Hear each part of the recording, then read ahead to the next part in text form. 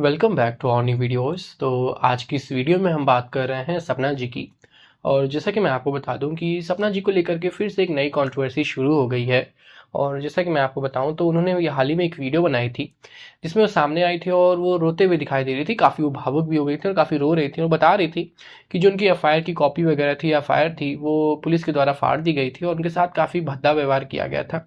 आप लोग कह सकते हैं कि वो गई थी थाने और वहाँ पर पुलिस वाले ने कहा था कि हम आपकी केस या कंप्लेंट के बारे में, उन्होंने कोई चीज़ सुनी नहीं, उनके साथ बहुत बेकार व्यवहार किया और उनको बाहर निकाल दिया। उन्होंने कहा कि इतने दिन से जब आपके पति खत्म हो गए तो आप क्या कर रही थी या आप तब कहाँ थी, और इस तरह की कई सारी बातें जो मैं आपको ऑन कैमरा या वीडियोस में नहीं कह सकता, उस तरह की बातें पुलिस ने उनके सामने की थी।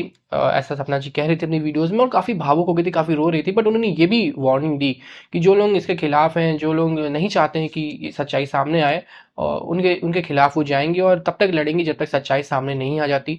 उन्होंने ये भी इल्ज़ाम लगाया कि जो उनके सास ससुर हैं वो सबको पैसे खिला रहे हैं और जो सच्चाई उसे छिपाने के लिए हर एक उस इंसान को पैसे खिलाए जा रहे हैं, हर एक उस इंसान को पैसे दिए जा रहे हैं जिससे सच्चाई सामने ना आए। उसी कड़ी में उन्होंने जो पुलिस वगैरह पे है उस पर भी उन्होंने इल्ज़ाम लगाए।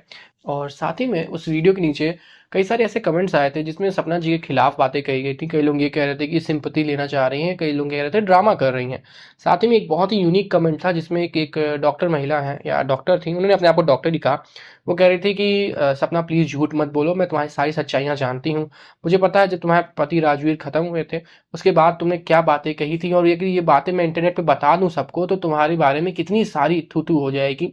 इस तरह की कुछ बातें उन्होंने कही थी कमेंट में। बाद में वो कमेंट डिलीट भी कर देती हैं और फिर जब लोग उनसे पूछ रहे होते हैं कि क्या बात थी, क्या हुआ था, तो उस तरह के मैटर पे फिर वो कहती हैं कि मेरे परिवार को खतरा होगा या मुझे खतरा होगा, इसलिए मैं वो बातें आपको नहीं बता सकती हूँ। इस तरह कुछ कमेंट्स आए थे। फिर सपना जी ने ये भी कहा कि मेरे बारे में कई सारे लोग एक तरफ से पीछे पड़ गए हैं और जो सच्चाई है उसे छिपाने के लिए लोग अपनी अपनी तरफ से कहानियां बना रहे हैं। क्योंकि आप देख सकते हैं कोई भी कमेंट में आके कोई भी बात लिख सकता है, जरूरी नहीं सच हो। मैं भी अभी जाऊँ कमेंट में लिख दूं कि सपना जी सच कह रही, मैं वहां पे था और उस दिन ऐसा ऐसा चीजें हुई थी, और फिर वो कमेंट डिलीट कर दूं और कहूँ कि मुझे डर लग रहा है, मुझे तो इस तरह की बातें लोग फेक बना भी सकते हैं। क्योंकि किसी के कमेंट्स पे आप विश्वास नहीं कर सकते हैं आज के ज़माने में।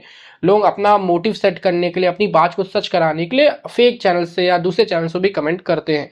तो इस तरह से मैं इस चीज़ पर, इस बुनियाद पे मैं सपना जी को गलत नहीं कह सकता हूँ।